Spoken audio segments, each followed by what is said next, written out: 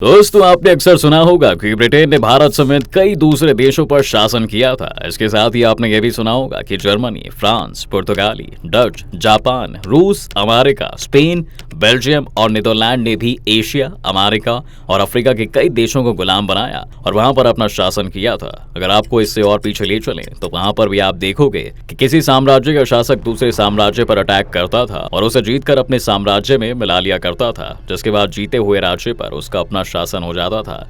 लेकिन क्या आपने कभी सुना है कि भारत ने भी किसी दूसरे राज्य या साम्राज्य पर हमला किया हो और उसे अपने साम्राज्य में मिला लिया हो? मुझे लगता है शायद आपने नहीं सुना है, क्योंकि हमारे माइंड में रामायण की कहानी और भगवान राम का आदर्श दिखता है। हमने सुना है कि राम ने बाली को मारा, लेकिन वहां पर शासन नहीं किया, बल्कि बाली के भाई सुग्रीव को राजा बना दिया। ठीक ऐसे ही रावण को मारकर लंका पर तो विजय पा ली थी, लेकिन उसके ही भाई विभीषण को लंका का राजा बना दिया था। और इन्हीं सब कहानियों को हमें सुनकर यह बताया गया है कि भारत ने कभी भी किसी दूसरे देश पर आक्रमण नहीं किया, और अगर किया तो जीतने के बावजूद भी उस पर शासन नहीं किया। अगर हम ब्रिटेन, फ्रांस या दूसरे यूरोपीय साम्राज्यवादी देशों से तुलना करेंगे तो यह बात सही भी है कि भारत ने इन देशों की तरह दूसरे पर अपने शासन को इम्पोज नहीं किया है। लेकिन सच ये भी है कि इतिहास के किसी न किसी पन्ने पर हमें उन राजाओं का जिक्र मिल ही जाएगा जिसने कभी न कभी अपने शासनकाल में दूसरे राज्य पर अटैक किया और वहां पर अपना शासन भी किया। लेकिन आपको यहाँ पर कंफ्यूज नहीं होना चाहिए कि राज्य की बात हो रही है। यहाँ राज्य का मतलब भारत ही होगा। जी हाँ, इतिहास के किसी कालखंड में भारत के शासकों ने भी श्रीलंका और साउथ ईस्ट एशिया के राज्यों पर अटैक किया और फिर उसे अपने एम्पायर में शामिल कर लिया था।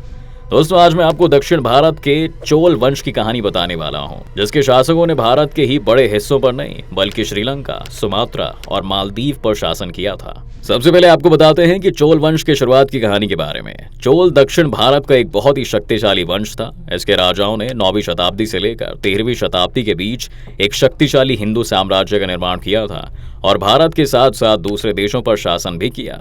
वैसे तो चोलों का समय प्राचीन काल से ही शुरू होता है, लेकिन उस समय यह इतना प्रभावशाली और शक्तिशाली नहीं था, इसलिए चोलों का मुख्य कार्यकाल 9वीं सदी से माना जाता है, जब चोलों ने अपना साम्राज्य को दोबारा से शुरू किया। कहने का मतलब यह है कि चोल वंश एक बार लगभग पूरी तरह से समाप्त हो गया था और फिर दोबारा से यह 9वीं सदी में विजयालय द्वारा शुरू किया जाता है।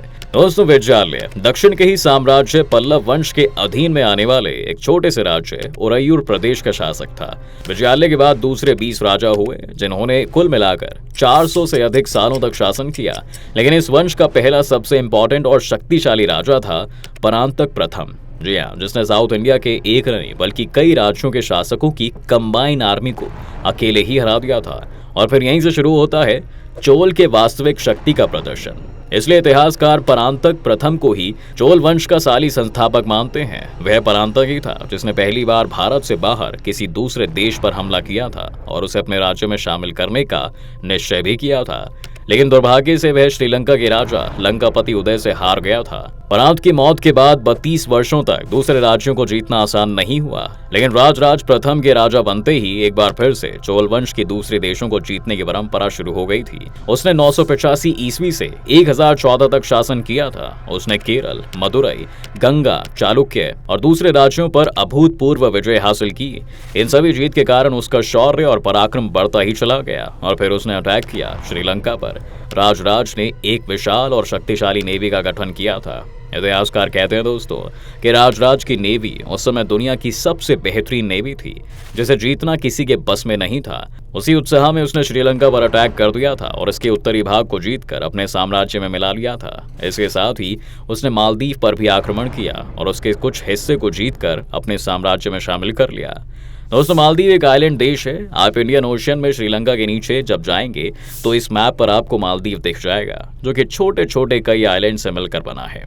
जिस वक्त चोल सम्राट राजाराज ने श्रीलंका पर चढ़ाई की थी, कहा जाता है दोस्तों कि उस वक्त उत्तरी श्रीलंका का शासक महिंदा सिक्स्थ हुआ करता था। साल था 993 और उत्तरी श्रीलंका का एक साम्राज्य था अनुराधापुरा और उसी का राजा था महिंदा। लेकिन उस वक्त महिंदा के खिलाफ अनुराधापुरा की जनता ने विद्रोह कर दिया था और इसी का फायदा उठाकर राजराज ने अनुराधापुरा पर आक्रमण कर दिया था। चोल सैनिकों ने पूरे अनुराधापुरा को लूट लिया था। इस जीत के बाद चोल के एक अधिकारी तल्ली कुमारन ने श्रीलंका के मन्नार में एक भव्य शिव मंदिर बनवाया और उस मंदिर का नाम रखा राजराजेश्वरा, और साथ ही उस पूरे शहर का नाम बदलकर राजराजपुरा रखवा दिया गया। आज भारत के कई शहरों, सड़कों और स्टेशनों का नाम बदला जा रहा है, जिसे लेकर कुछ लोग विरोध भी करते हैं, लेकिन शहरों के नाम बदलना तो हमारे इतिहास में ही है। जी हाँ दोस्तों, राजराज की मौत के बाद उसका बेटा राजेंद्र चोल गद्दी पर बैठता है। वह 1014 से 1044 के बीच चोल सम्राट रहा। राजेंद्र चोल के चोल वंश का सबसे शक्तिशाली सम्राट कहा जाता है। इसे गंगईकोंडा चोल के नाम से भी जाना जाता है, जिसका मतलब होता है गंगा के राज्यों को जीतने वाला। राजेंद्र चोल ने उत्तर भारत के गंगा क्षेत्र में आने वाले कई राज्यों को जीतकर अपने साम्राज्य में शामिल किया था और इसलिए उसे गंगईकोंडा का टाइटल भी दिया गया था। राजेंद्र अपने पिता राजराज से कई गुना ज्यादा महत्वाकांक्षी था। उसने अपने 30 सालों के शासन में भारत के कई राज्यों को जीतने के साथ साथ पूरा श्रीलंका, मालदीव्स और इंडोनेशिया के सुमात्रा राज्य को भी जीत लिया था। वहीं बंगाल की खाड़ी को इसने अपने पूरे कंट्रोल में ले लिया था, इसलिए बे ऑफ बंगाल को चोल झील बोला जाने लगा था। राजेंद्र का सपना था दोस्तों कि पूरी दुनिया में वह एक छत्र राज करे। जी हाँ, श्रीलंका पर उसने जो अटैक किया था वहां उसके सैनिकों ने खूब उत्पात मचाया। श्रीलंका के राजा सहित उनकी रानी और बेटों को बंदी बना लिया गया। चोलों ने पूरे श्रीलंका को कंगाल बना दिया और फिर राजा को बंदी बनाकर लौट आए। श्रीलंका का वह शासक लंबे वर्षों तक भारत की जेल में चोलों के अधीन बंद रहता और फिर 1029 में जेल के अंदर ही उसकी मौत हो गई थी। श्रीलंका पर चोलों का काफी लंबे समय तक शासन रहा था और अंत में श्रीलंका में भी एक मजबूत सत्ता का उदय होता है और राजकुमार किट्टी ने 1070 में श्रीलंका से चोलों के शासन को खत्म कर दिया था। उसके बाद चोलों ने कई बार कोशिश की कि श्रीलंका फिर से उनके कंट्रोल में आ जाए, लेकिन ऐसा ना हो पाया क्योंकि अब श्रीलंका की पावर उनसे कहीं अधिक हो गई थी। तो यह अगर कहा जाए कि भारत के शासकों ने श्रीलंका को 993 से 1070 तक गुलाम बनाकर रखा था तो कोई गलत नहीं होगा। दोस्तों, जैसा कि हमने आपको पहले ही बताया था कि चोलों ने आज के इंडोनेशिया तक अपने साम्राज्य का विस्तार किया था, तो अब उसके बारे में भी थोड़ा सा जान लेते हैं। दरअसल चोलों की नेवी बहुत शक्तिशाली बन चुकी थी। 1025 में चोला सम्राट राजेंद्र ने सुमात्रा, जो कि आज इंडोनेशिया का एक बड़ा आइलैंड है, वहां पर अपनी नेवी लेकर पहुंच गए। सुमात्रा पर उस समय श्रीविजया साम्राज्य था, जो कि एक बुद्धिस्ट थे। श्रीविजय एम्पायर पर हमला करना भारत के इतिहास में सबसे बड़ा इवेंट माना जाता है, क्योंकि इससे पहले और उसके बाद भारत ने साउथ ईस्ट से हमेशा दोस्ताना रिलेशन मेंटेन किया है। राजेंद्र चोल के आक्रमण से श्रीविजय साम्राज्य में शैलेंद्र वंश का अंत हो जाता है।